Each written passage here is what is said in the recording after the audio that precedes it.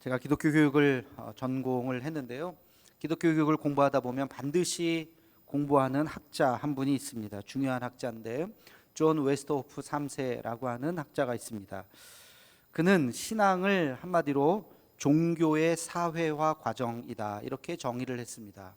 이게 무슨 말이냐면, 한 사람이 신앙을 갖는다고 하는 것은 그 한 사람이 혼자 성경 읽으면서 신앙이 자라는 것이 아니라 그 사람이 어떤 신앙 공동체에서 신앙의 영향을 받으면서 그가 사람들의 그 공동체 안에서 신앙생활을 했는가가 그 한 사람의 신앙을 말해준다고 하는 것이죠. 그래서 이것을 다른 말로 신앙의 문화화라고 이야기를 합니다. 신앙이라고 하는 것은 공동체 안에서 자연스럽게 체득되어서 성장해 간다고 하는 것입니다. 예를 들어 보면 어떤 분이 이제 기도를 굉장히 열심히 하는 분이 있어요. 다른 교회에서 이렇게 오시는 분 중에서 제가 가끔 물어보죠. 어디서 신앙생활 예전에 하셨나요? 그러면 열에 한 7, 8, 8, 9분 예전에 제가 순복음 다녔습니다.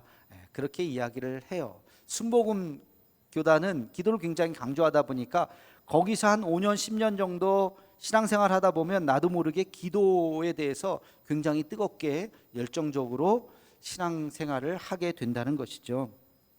또 어떤 분들은 보면 교회의 사회 참여, 사회 책임, 환경 문제라든지 이런 것에 굉장히 관심이 있는 분들이 있어요.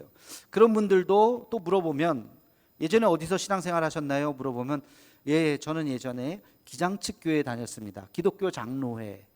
거기는 교회의 사회 참여에 대해서 개인 구원도 중요하지만 사회 구원도 중요하다. 이 사회가 건강한 사회가 되어야 한다라고 하는데 아주 관심이 많기 때문에 거기서 신앙생활 하신 분들은 자연스럽게 그런 문제들을 접하게 되는 것이죠. 이렇게 우리가 어떤 신앙 공동체에서 신앙생활을 하는가가 나도 모르게 그것이 문화화가 되어서 그 사람의 신앙을 형성해 간다라고 이야기를 합니다. 웨스트호프 3세는 그런 면에서 우리의 신앙 경험이 굉장히 중요한데 가장 중요한 신앙 경험이 뭐냐? 그것이 바로 예배라고 이야기했습니다. 예배 속에서 우리가 하나님을 만나는 그 경험이 우리의 믿음을 새롭게 만들어 간다고 하는 것이죠.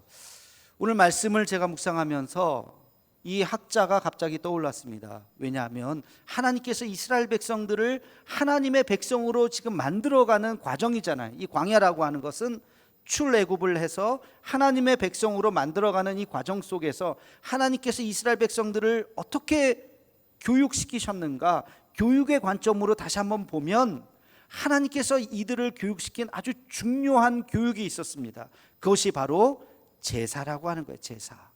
성막을 만들게 하셨어요. 성경을 이제 출애굽기를 읽어보면 십계명 이야기가 나오고 그 다음 나오는 것이 바로 성막에 대한 교훈입니다. 성막을 어떻게 만들어야 되는지에 대해서, 너희가 하나님 앞에 어떻게 예배를, 제사를 드리는지에 대해서 이야기하면서 출애굽기는 끝나고 레위기까지 계속 이어지게 되는 것이죠. 그래서 우리의 신앙생활을 이해하는 데 있어서 이 성막을 이해하는 것, 거기에 무슨 기물이 있었고 왜 이렇게 만들게 하셨고 왜 이런 일들을 하게 하셨는지를 이해하는 것은 우리의 신앙이 무엇인가를 말하는 데 아주 중요한 교훈을 준다는 것을 잊어서는 안 될 것입니다. 오늘부터 몇 주간 그래서 성막에 대한 이야기를 조금 하려고 하는데요. 여러분, 성막이라고 하는 것은 이동식 성전입니다. 성막과 성전은 뭐가 다르냐? 성전은 돌로 옮길 수 없는 건물을 짓는 그것이 성전이라고 한다면, 지금 광야 시대잖아요. 그래서 돌로 건물을 지을 수가 없습니다. 왜? 옮겨 다녀야 하니까. 그래서 천막으로, 텐트로 이동식으로 짓습니다. 그래서 이제 이사해라 그러면 딱 들어서 또 이사를 해야 됩니다. 그래서 그 이동식 성전을 성막이라고 말을 할 수가 있습니다. 이 성막을 만드는 것은 그냥 아무렇게나 막 만드는 것이 아니라 아주 세밀한 규정과 규율이 있습니다. 물건도 함부로 만들어서도 안 되고 규격에 맞춰서 그 모든 만드는 재료도 아주 세밀하게 하나님께서 말씀해 주셨다는 것을 성경을 통해서 우리가 볼 수가 있습니다. 그래서 어떤 신학자는 성막은 하나님의 마음 그 자체다, 이렇게 표현을 했어요. 하나님께서 우리에게 가르쳐 주시는 그 신앙이 무엇인지가 바로 이 성막 안에 다 담겨져 있다는 것이죠. 성막의 의미와 그 구조를 이해하는 것은 우리의 신앙에 굉장히 중요한 것이라는 것을 다시 한번 여러분 기억하셔야 됩니다. 성막에 대한 이야기는 출애굽기 25장 이후에 나옵니다. 25장에 보면 성막의 재료 그리고 어떻게 만들라, 그 규모에 대해서 아주 정확하게 이야기하고 있습니다. 그리고 36장에서 39장까지는 그 하나님께서 말씀하신 대로 이스라엘 백성들이 성막을 다 완성했다라고 하는 그 이야기가 나오죠. 39장 42절에서 43절까지 말씀을 함께 같이 읽겠습니다. 시작. 여호와께서 모세에게 명령하신 대로 이스라엘 자손이 모든 역사를 마침에 모세가 그 마침 모든 것을 본즉 여호와께서 명령하신 대로 되었으므로 모세가 그들에게 축복하였더라. 아멘. 하나님께 받은 이야기를 이스라엘 백성들에게 이야기를 했고 그들이 그대로 다 성막에 있는 기물들을 다 완성을 했다고 하는 장면이 나와 있습니다. 근데 이것이 이동식 성막이라고 했어요. 이것이 이제 민수기에 보면 30번 이상 이제 이동을 하게 되는데 40년 동안 그 아무나 이동을 했을까요? 아무나 뭐 힘센 사람 나와, 키 큰 사람 나와, 그게 아니에요. 이 성막은 아무나 옮길 수가 없습니다. 특별하게 성막을 옮기도록 선택된 사람들이 있어요. 누구예요? 레위인들이죠. 레위인들만이 이것을 옮길 수가 있었습니다. 또 제사를 지내는 것은 아무나 또 할 수가 없어요. 제사를 지내는 것도 레위인 중에서, 레위의 자손 중에서 아론의 아들들 중에서 엘르아살의 그 자녀들이 그 제사장 직분을 맡게 됐고, 그리고 이 엘르아살의 아들들이 대제사장의 직분을 맡게 되었던 것입니다. 그러니까 이 성막의 기물은 아무도 함부로 만질 수도 없고 함부로 옮길 수도 없어요. 제사도 물론이거니와. 여러분, 이것을 우리가 구별되었다라고 이야기하는데 바로 이 구별된 것, 하나님께서는 아무나 할 수 없도록 구별된 것에서 바로 이 거룩이라고 하는 단어가 나오는 것이에요. 거룩하다, 거룩하다, 거룩하다 이야기하는데 이 거룩이라고 하는 단어가 구별되었다는 것, 세상과 우리가 구별되었고 아무나 할 수 없는, 우리가 예배당 안에 들어올 때 이 예배당이 구별된 공간이죠. 이것은 거룩한 공간이라고 하는 것이에요. 우리가 이 세상 속에 있지만 그러나 부름받아서 오늘 하나님 앞에 오는 순간 거룩한 하나님의 무리가 되는 것입니다. 하나님께서는 하나님의 백성을 그래서 선택하시는 거예요. 여러분, 오늘 교회 나오셨는데 여러분의 의지대로, 내 생각대로, 내 뜻대로 오늘 내가 아침에 일어나서 교회 가야지 하고 여러분의 의지를 가지고 나왔다고 생각하지만 그렇지 않습니다. 하나님께서 우리를 택해 주셨고 하나님께서 우리에게 우리의 삶을 인도해 주셨기 때문에 우리가 지금 이 자리에 있는 줄로 믿습니다. 그래서 신앙이라고 하는 것은 결단이 아니라, 나의 결단이 아니라 하나님의 부르심이에요. 하나님의 부르심이에요. 나의 의지가 아니라 하나님의 그 부르심 앞에 우리는 순종할 따름인 것입니다. 여러분, 결단과 의지 물론 중요합니다만 결단과 의지가 우리의 신앙을 만들지 않습니다. 하나님의 부르심 앞에 우리가 순종하는 거예요. 이것이 신앙이라고 하는 것, 다시 한번 잊지 말고 그 부르심 앞에 순종할 수 있는 우리가 되기를 주님의 이름으로 축원합니다.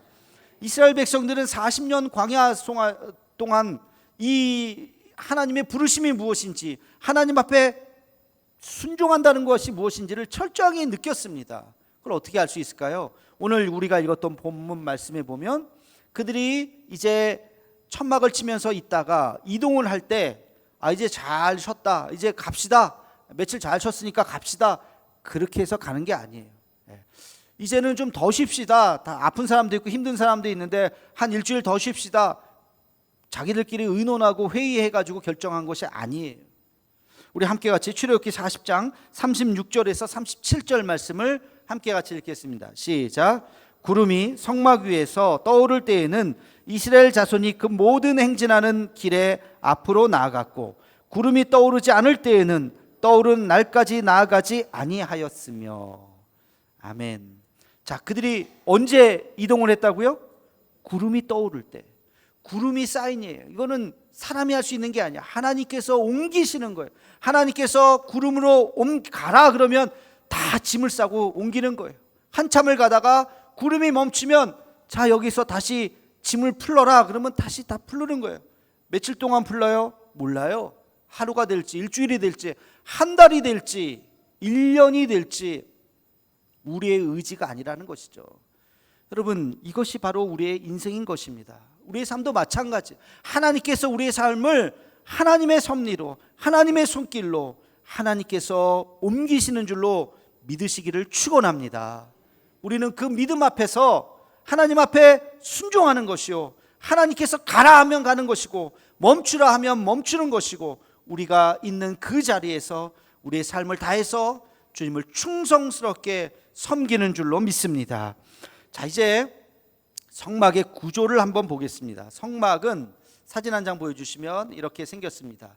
전체가 이제 큰 틀이 있어요. 점으로 되어 있는 것이 이제 기둥입니다. 저 기둥은 모두 60개의 기둥으로 되어 있습니다. 모두가 다 간격이 똑같아요. 가로가 100규빗이요, 세로가 50규빗입니다. 한 규빗은 손끝에서 여기 관절 여기까지예요. 그래서 보면은 팔꿈치까지 보면은 45cm로 되어 있는데 계산상 편하게 하기 위해서 50cm로 계산하는 데도 있습니다. 보통 한 45cm가 1규빗이에요. 100규빗이면 뭐 50이라고 치면 한 50m 되겠죠. 굉장히 큰 이제, 그래서 저걸 평수로 계산해 보면요 378평이 나온다고 합니다. 그러니까 크다면 크고 작다면 작은, 저 안에 이제 성소가 있어요. 성소. 그래서 그 성막은 크게 세 부분으로 되어 있습니다. 뜰이 있고요, 그리고 성소가 있고 그 안에 내밀하게 지성소가 있습니다. 다시 한번 그 사진을 한번 보시면, 이제 그 다음 사진을 한번 보여주시면 이제 저렇게 되어 있습니다. 성막에 이제 텐트로 막을 전체를 치고 이쪽이 동쪽이에요. 동쪽에서 들어오는 거예요. 여러분 한번 상상해 보세요. 동쪽에서 해가 뜨지 않습니까? 그러면 이제 해가 쫙 비치는 거죠. 그래서 성소 안 휘장, 첫 번째 휘장은 이렇게 열어져 있을 때가 낮에는 열어져 있습니다. 그래서 해가 쫙 들어오고 그 안에 내밀한 지성소에 있는 휘장은 절대 열지 않습니다. 그것은 1년에 단 한 번만 대제사장이 지성소 안으로 들어가는 것이고 그 안에는 아무나 들어갈 수가 없는 것이죠. 저 성막 안에 맨 앞에 있는 것이 바로 번제단입니다. 번제단.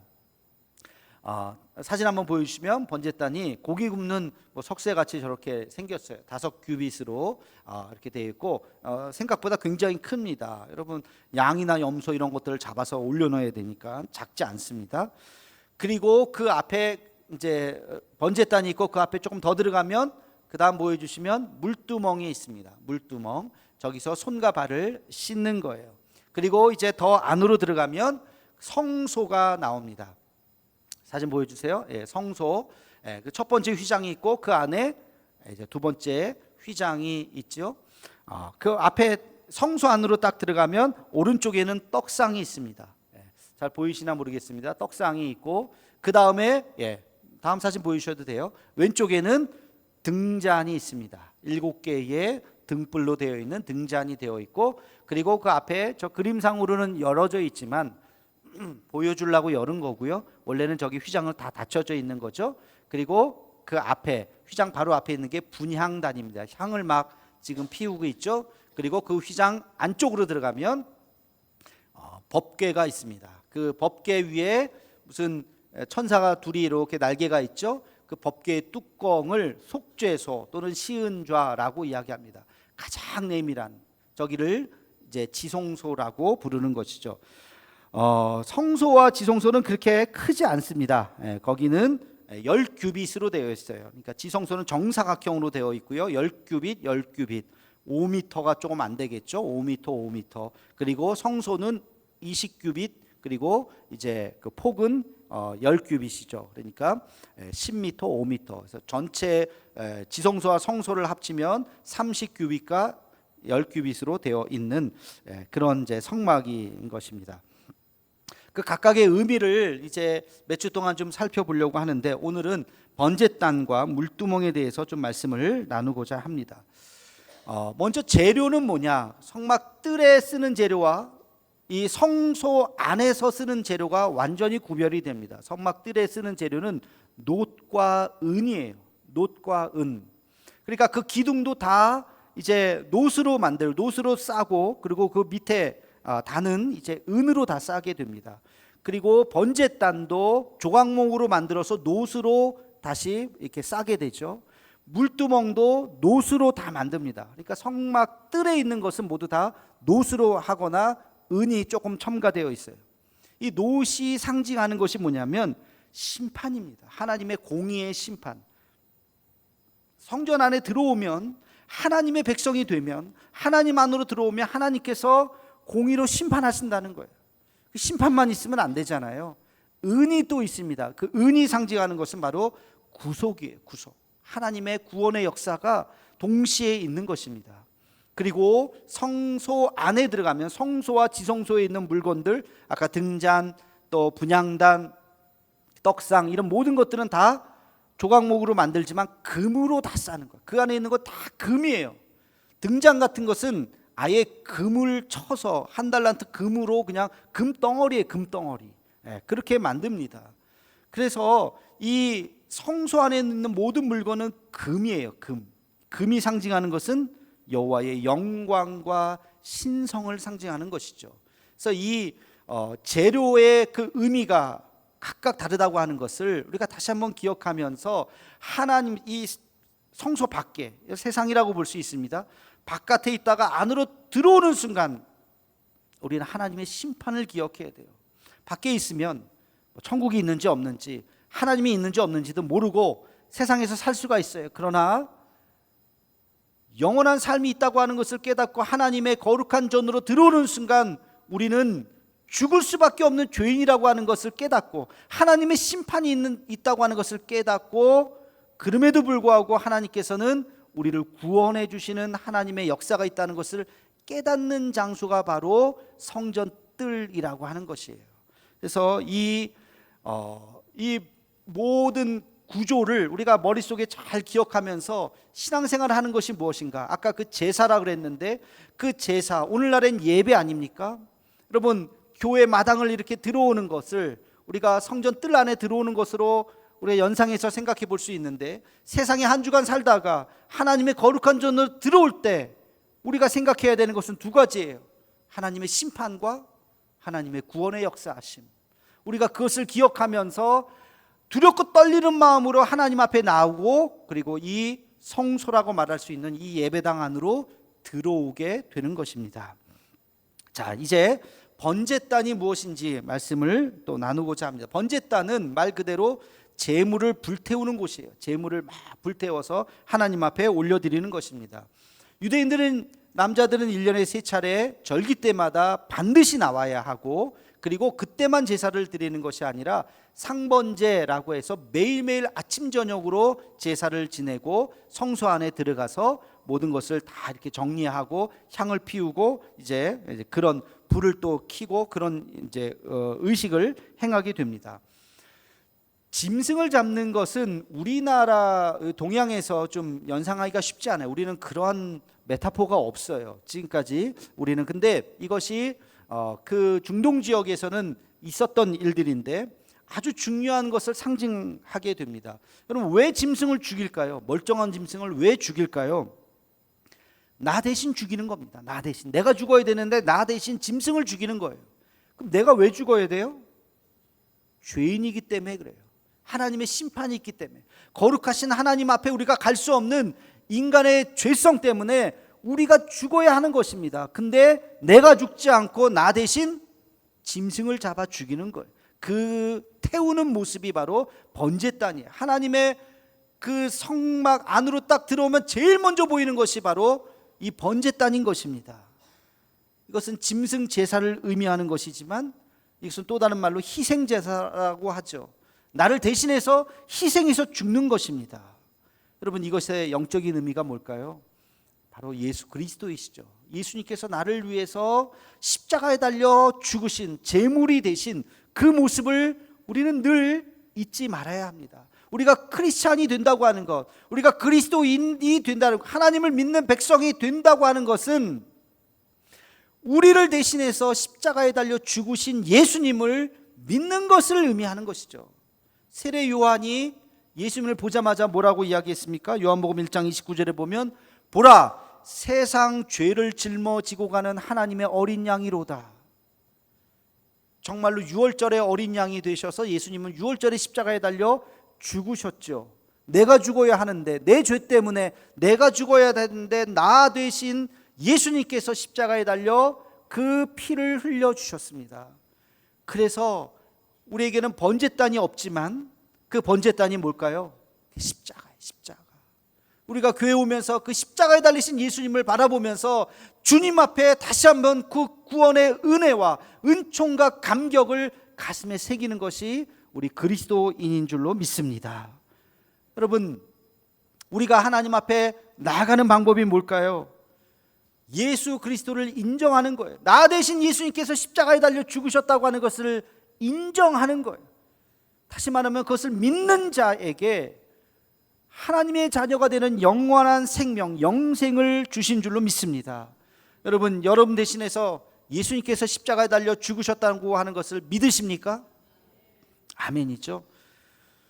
예수님이 나의 구원자가 되심을 믿으십니까? 여러분, 죽을 때 그 주님의 손 붙잡고 천국 갈 수 있음을 믿으십니까? 이것이 구원의 역사인 것입니다. 우리가 이것을 전하는 것이고, 이게 복음의 가장 중요한 핵심인 것이죠. 이게 번제단의 의미예요. 이 복음을 잊어서는 안 됩니다. 예배당에 올 때마다 나를 위해서 십자가에 달려 돌아가신 예수님을 기억하는 것, 이 은혜가 우리 가슴속에 날마다 넘치기를 주님의 이름으로 축원합니다. 이제 번제단에서 내가 가지고 온 양을 잡고, 그리고 우리는 예수 그리스도를 기억하면서 이제 그 앞으로 나아가면 뭐가 있어요? 물두멍이 있습니다. 물두멍은 제사장이 손을 씻는 거예요. 우리 출애굽기 30장 18절에서 20절 말씀을 함께 같이 읽겠습니다. 시작. 너는 물두멍을 노스로 만들어 씻게 하되 그것을 회막과 제단 사이에 두고 그 속에 물을 담으라. 아론과 그의 아들들이 그 두멍에서 수족을 씻되 그들이 회막에 들어갈 때에 물로 씻어 죽기를 면할 것이요 제단에 가까이 가서 그 직분을 행하여 여호와 앞에 화제를 살을 때에도 그리할지니라. 아멘. 제사장들이 그 성소에 들어갈 때마다 그냥 들어가서는 안 돼요. 손과 발을 깨끗이 씻고 들어가는 것입니다. 그럼 우리가 예수님만 기억하면 되는 것이 아닌가, 구원받았으면 되는 것이 아닌가, 그렇게 생각하기 쉽지만 아니에요. 번제단이 있고 반드시 물두멍이 그 앞에 있어야 하는 것입니다. 다시 말해서 우리가 예수님은 보혈의 피로 구원받았지만, 여러분 죽을 때까지 죄를 안 짓습니까? 구원받은 그날부터 여러분 죽을 때까지 죄를 한 번도 안 지을 자신 있으세요? 없죠. 지난 한 주간도 생각해 보세요.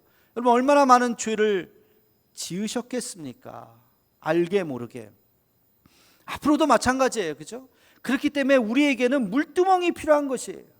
그 앞에서 우리의 손과 발을 씻듯이 날마다 우리가 하나님 앞에 나와 우리의 죄를 고백하며 회개해야 하는 것입니다. 오늘을 살기 위해서는 오늘의 기도가 필요한 거예요. 내일을 살기 위해서는 내일의 기도가 필요한 거예요. 우리가 세속에 물들지 않도록, 우리 안에 악한 영이 역사하지 않도록, 내가 악의 도구로 사용되지 않도록 오늘 하나님 앞에 기도해야 되는 것입니다. 하루하루를 시작할 때 우리는 그렇게 참회의 기도로 시작하고 성령께서 우리와 함께 해달라고 날마다 하나님 앞에 기도해야 되는 것입니다. 우리가 새벽 예배 끝나면 영상을 6시 한 20분 30분에 올려드려요. 매일 보시는 분도 있고 안 보시는 분도 계시겠지만 주일 새벽 설교만이 아니라 오늘의 기도라고 하는 매일의 기도를 올려드립니다. 여러분 그걸 좀 들으시면 좋겠어요. 뭐 길지는 않습니다. 3분 4분 정도 하는 그 기도를, 근데 듣다 보면 아마 그럴 거예요. 뭐 맨날 그 기도가 그 기도인데 매일 하는 기도가 다 비슷하죠. 근데 아주 중요한 고백이 있습니다. 매일매일 하는 그 기도에 무슨 내용이 있느냐? 주님, 오늘도 주님과 동행해 주옵소서. 하나님의 은혜 가운데 우리가 오늘 하루를 살아간다는 것을 잊지 않게 해 주옵소서. 오늘도 주님 나와 동행해 주셔서 내가 범죄하지 않게 해 주옵소서. 내 욕심대로 살지 않게 해 주옵소서 하는 기도를 매일 하게 되는 거예요. 왜? 오늘 하루를 살아가기 위해선 오늘 씻어야 되는 내 몸에 더러움이 있기 때문에 그렇습니다. 오늘 기도를 해야 오늘 하루를 살아갈 수 있어요. 아침 저녁에 제사를 드린다 그랬잖아요. 우리가 잠자리에 들기 전에 하나님 앞에 기도해야 되는 거. 오늘도 하나님, 내가 산다고 애썼지만 나도 모르게 하나님의 뜻을 어긋난 것이 있다면 주님 용서해 주옵소서라고 기도하는 것, 그것이 바로 우리 안에 있는 이 물두멍이에요. 여러분, 이 물두멍은 놋으로 만든다고 했는데 그냥 놋이 아니에요. 이것은 성전에서 수종드는 여인들의 놋 거울, 그 당시는 거울이 유리 거울이 아니라 놋으로 만든 거울이었는데 그 놋 거울을 다 모아서 만든 것이 이 물두멍입니다. 성경에 보면 유일하게 그 사이즈가 나오지 않아요. 다른 건 다 몇 큐빅 정확하게 나오는데 이 물두멍은 얼마나 사이즈로 만들어라라고 하는 그게 없어요. 아까 그 사진도 다 상상이에요. 상상. 저렇게 만들었을 것이다 라고. 여러분, 그 여인들의 거울로 만들었다고 하는 것이 무슨 의미일까요? 거기에 물을 채웁니다. 손을 씻으면서 반짝반짝한 그 놋에서 자기 모습을 비추어 보는 거예요. 나의 모습을 비추면서 나의 부족한 것, 더러워졌던 것들을 다시 한번 보면서 손을 씻고 발을 씻게 되는 것입니다. 이 물두멍이 없이는 우리는 성소 안으로 들어갈 수가 없어요. 번제단만 통과했다고 바로 들어가는 것이 반드시 물두멍 앞에서 손과 발을 깨끗이 씻고 하나님의 거룩한 성소 안으로 들어가야 하는 것입니다. 우리 사랑하는 성도 여러분, 우리가 예수 그리스도로 인해서 구원받았지만 그것이 끝이 아니라 오늘 하루를 살기 위해서 우리가 깨끗하게 다시 한번 우리를 씻고 주님의 그 영적인 물두멍 앞에서 회개하고 정결케 하고 거룩케 하고 하나님의 거룩한 전으로 나아갈 수 있는 우리 모두가 되기를 주님의 이름으로 축원합니다. 기도하겠습니다. 사랑의 하나님, 죽을 수밖에 없는 우리를 대신해서 십자가에 달려 죽으신 예수 그리스도의 그 은혜를 다시 한번 기억합니다.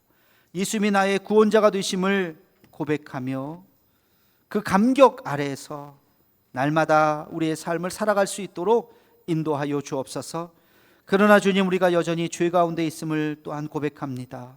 제사장들이 물두멍에서 자신을 씻고 그 성소에 들어간 것처럼 우리도 날마다 오늘을 살기 위하여 오늘의 기도가 필요하고 오늘의 회개가 필요한 것을 잊지 않고 하나님의 거룩한 전을 향해서 나아가는 우리 모두가 되게 하여 주시옵소서. 예수님의 이름으로 기도하옵나이다. 아멘.